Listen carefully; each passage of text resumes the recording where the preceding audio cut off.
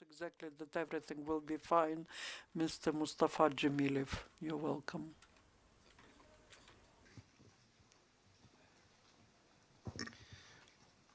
Народний депутат, уповноважений президента у справах кримсько-татарського народу. Mr. Mustafa Dzhemilev, who is the presidential commissioner on matters of the Crimean Tatar people.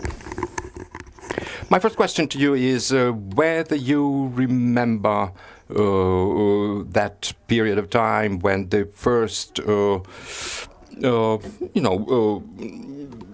news appeared of a possibility of the secession of the Crimean Peninsula from Ukraine. Well, it so happened that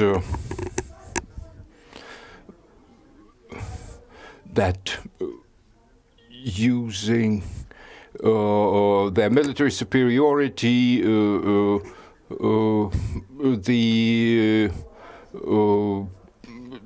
it was probably Mr. Dzhemilev meant that it happened so that Crimean Peninsula was taken away again from Ukraine. And we proposed a number of measures that could somehow forestall the occupation. We were mentioning the possible denunciation, or the possibility to denounce the treaty, denunciate rather the treaty on the Russian naval forces stationing in the Crimean Peninsula. And we also wanted to make to sanitize, so to say, the law enforcement, Ukrainian law enforcement structures. But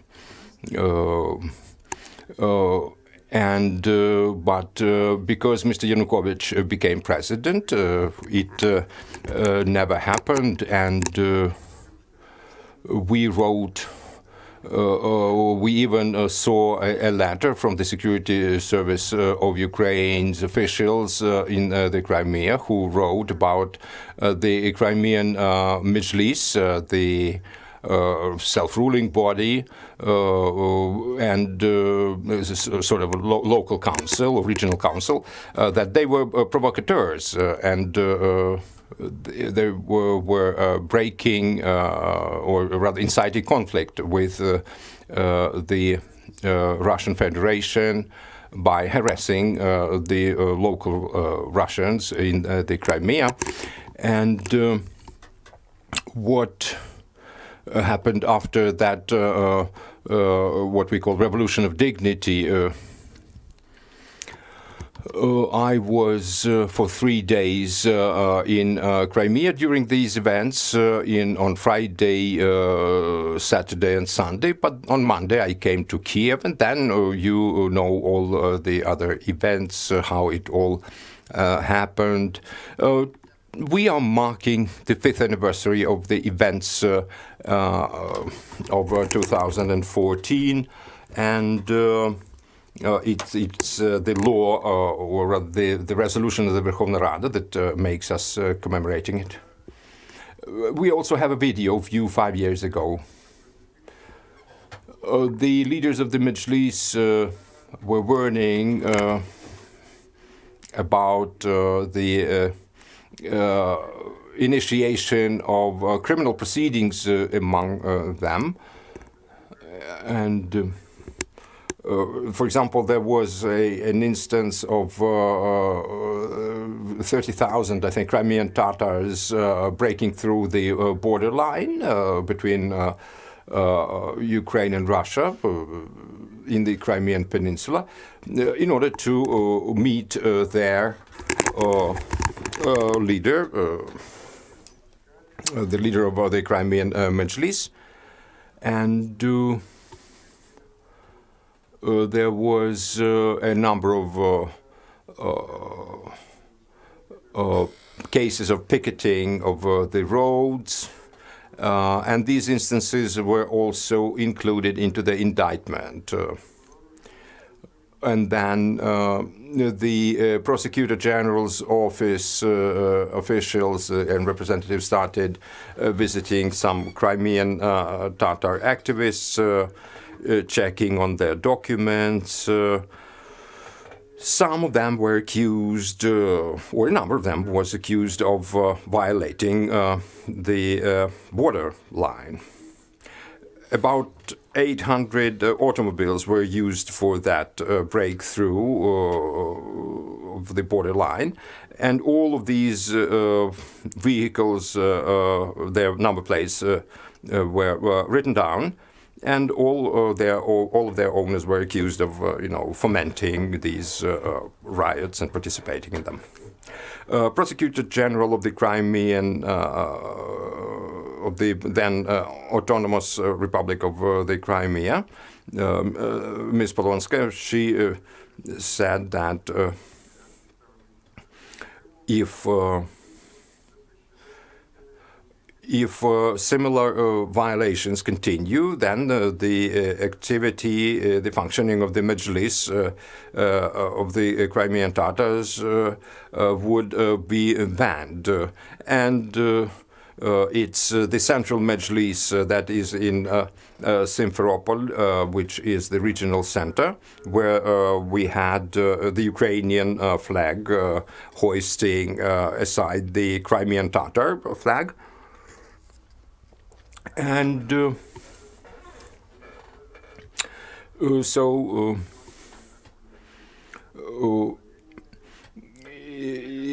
were some warnings on the eve of the anniversary of the deportation of the Crimean Tatars in 1944, when they were accused of being Nazi collaborators, and that could provoke probably some skirmishes, some unrest among the local population, Crimean Tatar population, and there were warnings from the Prosecutor General's office that these also would be met with certain adequate reactions. So today we have an impression, although we do not know much about the current situation in Crimea. Maybe if you know more, what is the situation with the for the Crimean Tatars and with the Crimean Tatars in the Crimean Peninsula, and is there any eventuality, any potential for major, so to say, explosion or unrest? The Crimean Tatars, amounting to around 13% of the population of the Crimean Peninsula, happen to be the best organized force in the Crimean Peninsula that opposed the Russian Federation. Probably it was the only opposing force, and they were, many of the Crimean Tatars their premises, their houses were searched, and some of them had to make some depositions about their actions. Some of them were even detained. And in those days of February and March days of 2014, there were a lot of people who were glad that the Russian Federation returned. Today, it's more, they are all, so to say, silent. The situation is rather mute, and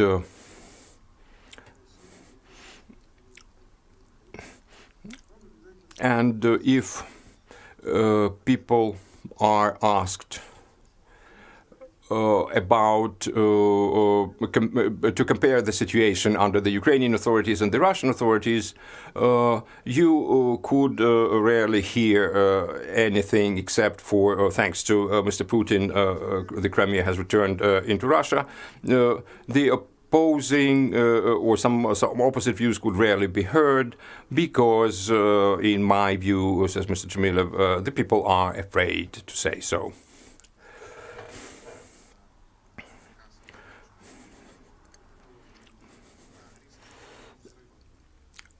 Well, if again, is there any danger of any, so to say, major unrest? Well, it's difficult to say that there is something like that in the pipeline, so to say, and because preventive measures have been quite active when riot police.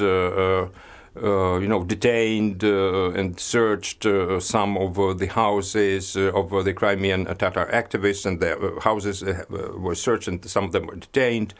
The Majlis, although it was eventually banned, it still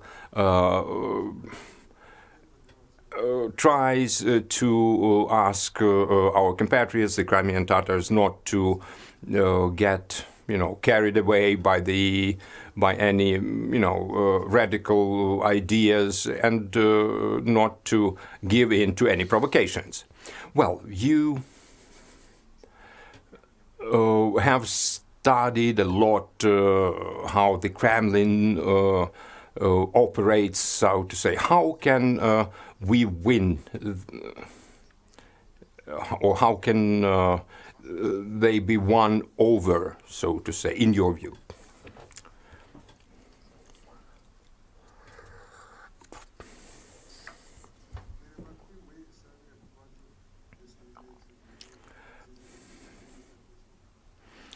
Well, we are not capable of, defeating in any way all the rest of the Crimean population. Considering them the occupants. Well, we all, let me interrupt you, let me assure you that we are all the Crimeans, because the Crimea belongs to Ukraine. And, well, if you speak about the prospects, the future prospects, there should certainly be no return of the Crimean Peninsula into Ukraine. At that time, during those events of 2014, we never thought of any, eventuality in which we would be marking the 5th anniversary of those events, because we knew of the Budapest Memorandum, into which there were 5 countries, nuclear capable countries, who committed themselves to guarantee Ukraine's security. But they were all unanimous in calling on us not to resort to any violent actions. They were also certain that all that conflicting situation could have been resolved peacefully. And there have been a number of resolutions by the General Assembly of the United Nations, by the OSCE, by the Parliamentary Assembly, and even there was a decision of the International Court in The Hague that made its decision in favor of Ukraine. There are some realities, and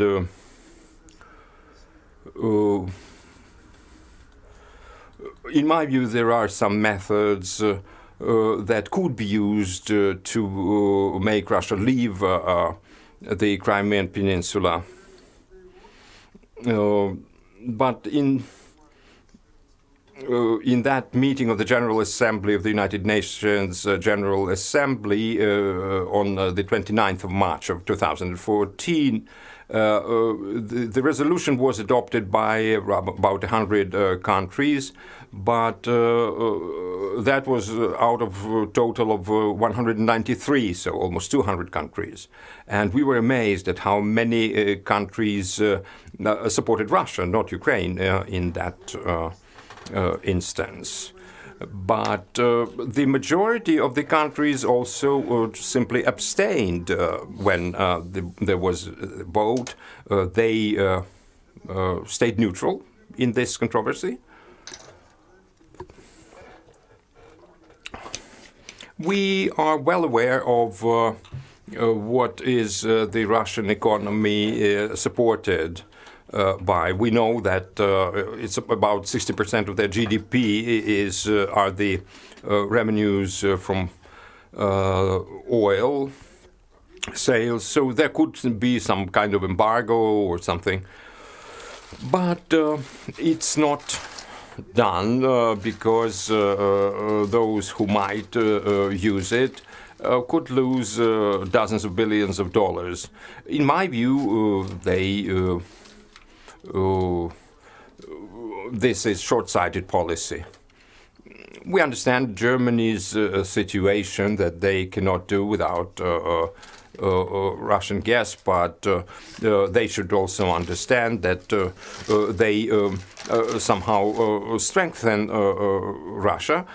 But I understand that the Western countries are reluctant to support Ukraine in that issue, in the Crimean issue, because of their concerns to lose some big profits in economic relations with Russia. And we now have an opportunity to ask our speaker the question. First of all, thank you very much for your being with us today. It's a great honor for our Ukraine Crisis Media Center.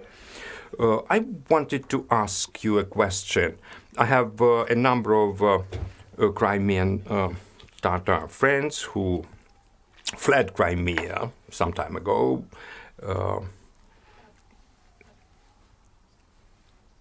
But today they have problems with the Ukrainian authorities.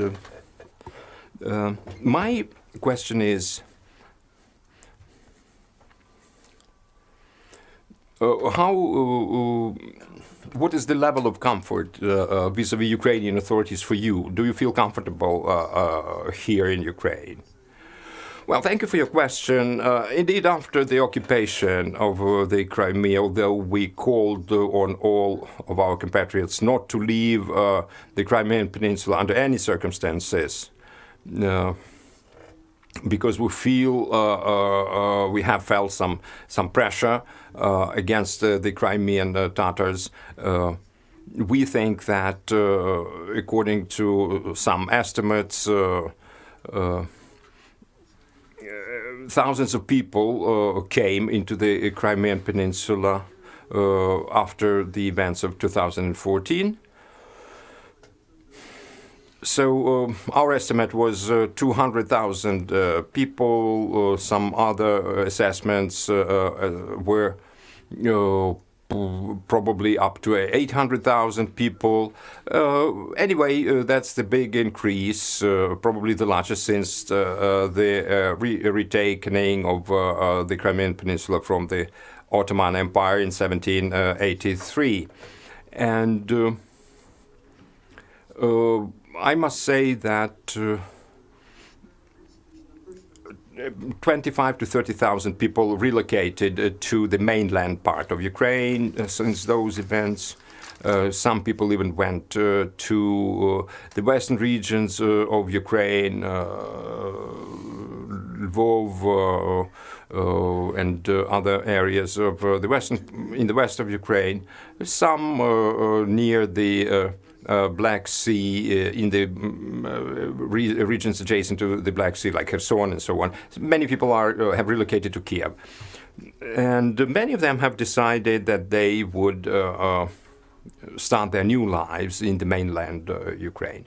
But according to our information, a large proportion consider themselves or their life in the mainland Ukraine as something temporary, and they would be willing to get back to the Crimean Peninsula at a certain point. And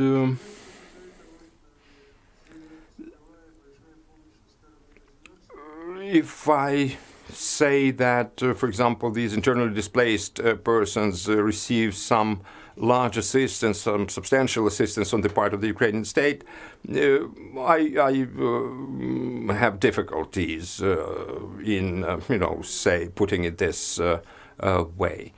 And we asked the Turkish Republic to assist in this assistance to the internally displaced persons, or rather the persons who relocated from the Crimean Peninsula into Ukraine. We asked the Turkish government to sponsor the construction of 1,000 flats for